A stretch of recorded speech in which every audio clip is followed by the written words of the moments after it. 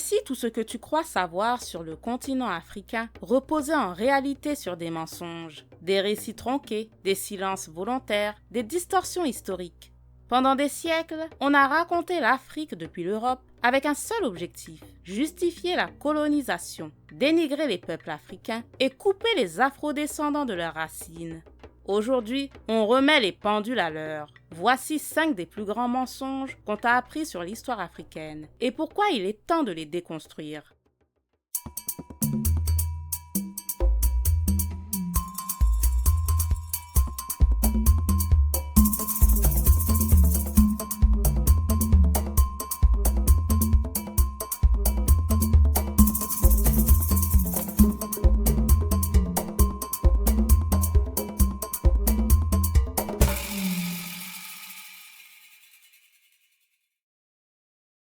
L'Afrique n'avait pas d'histoire avant la colonisation. C'est l'un des plus gros mensonges jamais enseignés.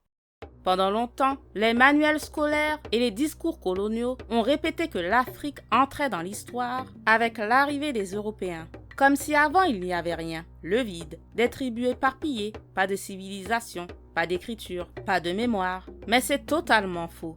L'Afrique avait des empires puissants tels que le Mali, le Ghana, le Songhai, le Bénin et bien d'autres encore. Elle avait des universités comme Tombouctou qui accueillaient des savants du monde entier, des systèmes politiques complexes, des traditions orales rigoureuses, une mémoire transmise de génération en génération. Ce mensonge n'était pas innocent. Il permettait de présenter la colonisation comme une mission civilisatrice. Mais la vérité, c'est que l'Afrique était déjà riche, instruite et organisée bien avant l'arrivée des Européens. Les Africains se vendaient eux-mêmes comme esclaves.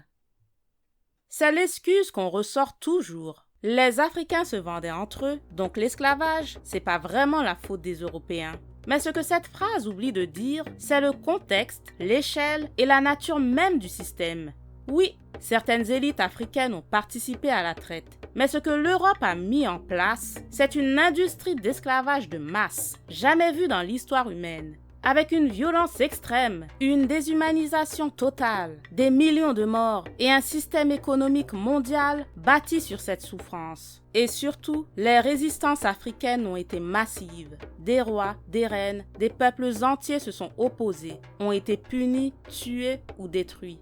Ce mensonge vise à déresponsabiliser l'Occident et à culpabiliser les Africains eux-mêmes.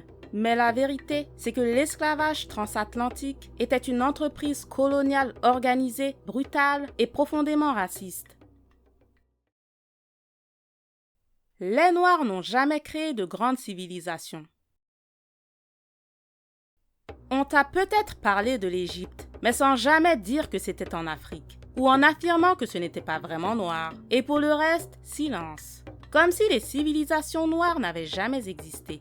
En réalité, les civilisations noires ont bâti des villes immenses, maîtrisé l'architecture, les mathématiques, la métallurgie, la médecine ou encore la philosophie entre autres.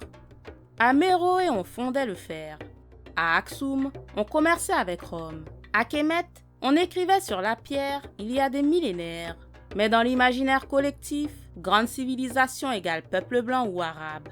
Et les Noirs, des figurants. Ce mythe a été entretenu pour cacher l'apport de l'Afrique à l'histoire universelle. Et pourtant, ce que l'Afrique a transmis au monde est immense, malgré tous les efforts pour l'effacer. La colonisation a apporté le progrès en Afrique. C'est le mensonge préféré des nostalgiques de l'Empire. Grâce à la colonisation, l'Afrique a eu des routes, des hôpitaux, des écoles, disent-ils. Mais ce qu'on ne dit jamais, c'est à qui ces infrastructures servaient vraiment. Les routes menaient au port pour exporter les matières premières. Les écoles étaient réservées à une élite et souvent destinées à former des auxiliaires coloniaux. Les hôpitaux étaient rares et parfois réservés aux colons. La vérité, c'est que la colonisation a détruit les économies locales, imposé des langues étrangères, exploité des millions de personnes et brisé des sociétés entières. Elle a remplacé des structures africaines solides pour un système de domination brutale. Et elle a laissé derrière elle des frontières artificielles, des divisions ethniques et une dépendance économique qui dure encore. Le progrès était un masque. Derrière, il y avait surtout la spoliation, la violence et le mépris. L'Afrique a toujours été pauvre. Quand on montre l'Afrique dans les médias, c'est souvent la même image. Misère, famine, guerre, comme si la pauvreté faisait partie de l'identité du continent.